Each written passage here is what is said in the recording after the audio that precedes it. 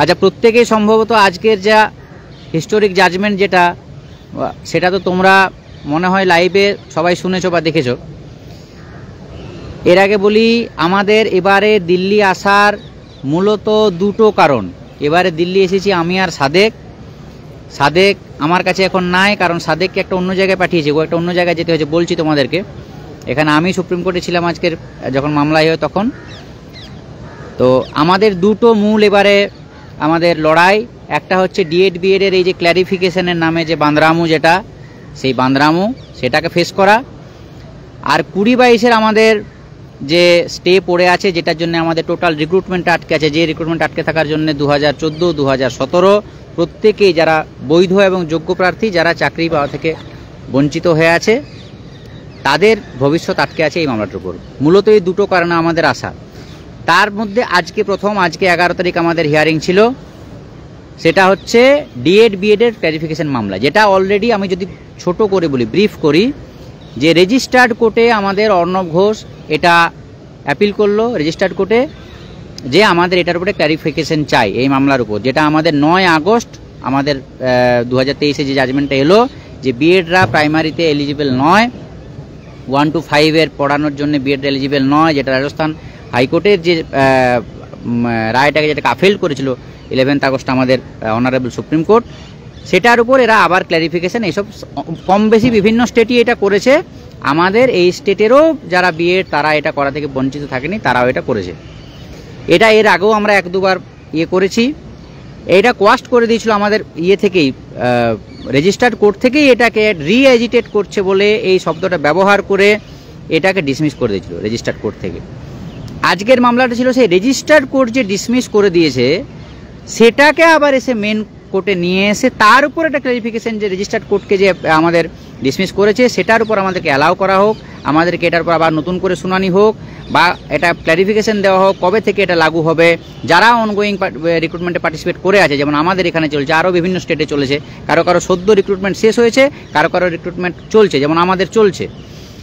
তো তাহলে তারা কি করবে, তাদের চাকরির কি হবে, তারা পাবে কিনা, এইসব চলছে।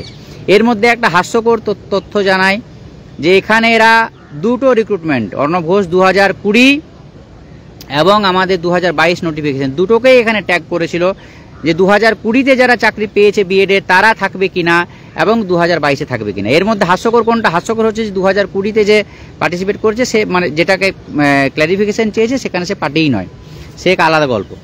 এখন এইটা নিয়ে আমরা 23 জেলার তরফ থেকে যে আমরা খুব চিন্তিত ছিলাম তাও নয়, খুব রিল্যাক্টেন্ট ছিলাম তাও নয়। আমরা একটা আমাদের ভাবনা চিন্তার মধ্যে ছিলই যে এই মামলাটায় করার বিশেষ কিছু এদের নেই, এদের এখানে চাগিবুগি বিশেষ কিছু খাটবে না। কিন্তু আমাদের কাছে বিভিন্ন সোর্স থেকে আমরা খবর পাচ্ছিলাম যে এরা একটা মরা কামড় দেওয়ার চেষ্টা করবে, একটা ঝোলানোর চেষ্টা করবে, এবং এই ঝোলানোর জন্য এখানে বিভিন্ন রকম অপশক্তি কাজ করে আছে। আমি তাদের স্পেসিফিক নাম বলছি না, যে এই রিক্রুটমেন্টটা যাতে ঝুলে যায়, যাতে এখানে বিএড অ্যালাউ হোক না হোক, যদি অ্যাপ্লিকেশনটা গ্র্যান্টেড হয়ে যায় তাহলে এখান থেকে হাইকোর্টে চলে যাবো, হাইকোর্টে গিয়ে সিঙ্গেল বেঞ্চে ফেলে দেবো, সিঙ্গেল বেঞ্চে ফেলবো যে দেখুন আপনার অ্যাপ্লিকেশন আমার ওখানে অ্যাকসেপ্টেড হয়েছে, তাহলে যতক্ষণ পর্যন্ত ক্লারিফিকেশন হচ্ছে ততক্ষণ পর্যন্ত আপনারা রিক্রুটমেন্ট করতে পারবেন। এরকম বহু রকম অপচেষ্টা এখানে ছিল, আমরা ভেতরে এগুলো জানি। তার জন্যে যদিও এখানে আমাদের একটা পজিটিভ দিক ছিল, যে এই জাজমেন্টটা যিনি অথর ছিলেন, the judgement was authored by honourable জাজ সুধাংশু ধুলিয়া। আমাদের ডিএড বিএডে যে 11 আগস্ট রায় বেরোয় সেটা দেখবে অথর ছিলেন, মানে জাজ লিখেছেন, যিনি নিজে লিখেছেন, সেটা সুধাংশু ধুলিয়া, জাস্টিস সুধাংশু ধুলিয়া। তাকেই এটা তার বেঞ্চেই পাঠানো হয় ক্লারিফিকেশনের জন্য। আমরা কনফিডেন্ট ছিলাম যে যেহেতু সুধাংশু ধুলিয়ার বেঞ্চেই উঠছে এবং তিনি নিজে এটা লিখেছেন, তিনি নিজে বলেছেন এটা অ্যাপ্লিকেবল নয়, এবং আমাদের একাধিক স্টেটের এসএলপি আছে, আমাদের এসএলপি করা ছিল এখানে, যেটা আমরা ডিভিশন বেঞ্চে রায় নিয়ে এনেছিলাম যে বিএডদের ভাগ্য নির্ধারণ হবে সুপ্রিম কোর্টের এই মূল মামলার উপর, দেবেশ শর্মার মামলার আউটকামের ওপরে। তো আমরা সেটা করে রেখেছিলাম তখনই।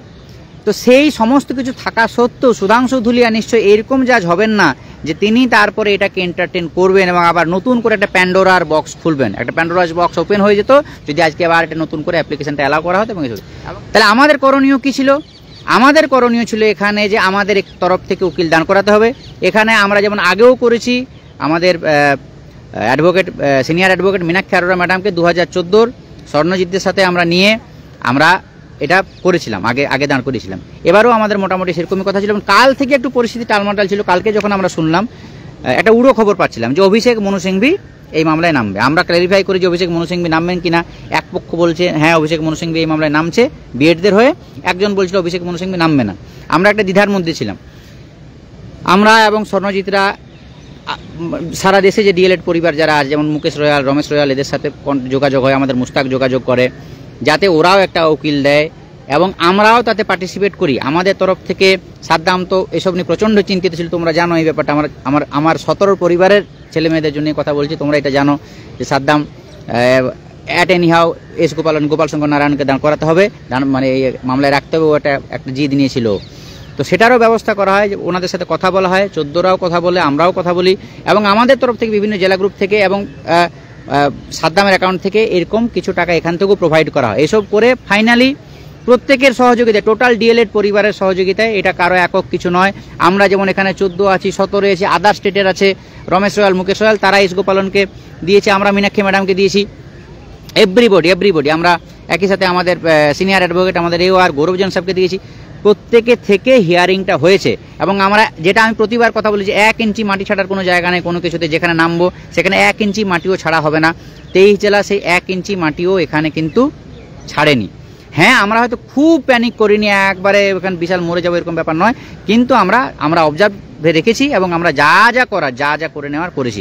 এখানে আমাদের আগামীকাল একটা মামলা 20-22-এর মামলা। আমি সাদেক আর স্বর্ণজিৎ আমাদের সাথে ছিল, 14 স্বর্ণজিৎ, আমরা বসে আছি। এখন 20-22-এর মামলার আমার একটা হিয়ারিং আছে, আমার একজন উকিলের সাথে আমাদের কনফারেন্স হবে। সেখানে আমাদের যে পথপ্রদর্শক, আমাদের হাইকোর্টের লয়ার সোমেশ স্যার, তার সাথে যেতে হবে। আবার এখানে মীনাক্ষী ম্যামের একটা মামলা চলছে, সেই মামলা থেকে মীনাক্ষী ম্যামকে নিয়ে আবার 5 নম্বর কোর্টে নিয়ে যেতে হবে। এটা একটা হিউজ টাস্ক, কারণ তার মামলা শেষ হবে না হলেও একটুখানি তাকে অ্যাপ্রোচ করে যে ম্যাডাম আপনি চলুন, আমাদের মামলা শুরু হয়ে যাচ্ছে। তাহলে দুজন থাকলে হবে না। সাদেক এখানে আমার পাশে নেই, অন্যান্য বার সাদেক এখানে দেখবে ঠিক হাসি মুখে এখানে বসে থাকতো, সাদেক নেই, কারণ সাদেক সোমেশ স্যারের সাথে এবং চিত্ত স্যারের সাথে কনফারেন্সে গেছে, ওকে কনফারেন্সে পাঠিয়েছি। আমি এখানে থেকে হিয়ারিংয়ের যা কিছু করার, ম্যাডামকে ব্রিফ করা, ম্যাডামকে ব্রিফ দেওয়া, বোঝানো, আরও যা এটসেট্রা যা কিছু কাজ থাকে ম্যাডামকে নিয়ে, এসবগুলো আমি এখানে থেকে করেছি। সো এটা একটা আমাদের, এটা বলার উদ্দেশ্য এটাই যে এখানে যেটা প্রতিবার বলি, 23 জেলা যে সংগঠনটাকে সৃষ্টি করেছিলাম, সেই 5 মের পর থেকে যেখান থেকে শুরু হয়েছিল, অনেক বন্ধু এখানে ছিল, প্রত্যেকের প্রতি কৃতজ্ঞ, প্রত্যেকের প্রতি আমার ভালোবাসা। সেই অনেক বন্ধু থাকার পরেও যে এই সংগঠনটা চলে আসছে, তার কারণে আমরা ঐক্যবদ্ধভাবে র্যাশনাল চিন্তা ভাবনা করে আমরা এগিয়ে থাকি বা এগিয়ে যাওয়ার আমি সবসময় অন্তত চেষ্টা করি যে এভাবে ভাবতে হবে। তার জন্য আজকে এই জায়গায় এসেছি এবং আজকে বিএডের কফিনে শেষ পেরেক যেটা পোঁতার কথা, সেটা আজকে শেষ পেরেক পোঁতা হলো, এটা মনে রাখবে। এরপর আর বিএড নিয়ে আর কোনো উচ্চবাচ্য আশা করি কোনো কিছু হবে না, আর কারো কোনো কিচ্ছু করার থাকবে না। আমি বলে দিলাম, বলেছিলাম যে শেষ দেখে আমরা ছাড়বো, এটা প্রত্যেকটা ডিএলএড পরিবারের জয়। আমরা শেষ দেখে ছেড়েছি। ডিএলএড যতজন করেছে প্রত্যেক ডিএলএডকে আজকে হার্দিক শুভেচ্ছা, ভালোবাসা, আন্তরিকতার সঙ্গে ভালোবাসা। প্রচণ্ড ঠান্ডা লাগছে আমাকে, দিল্লিতে প্রচণ্ড ঠান্ডা।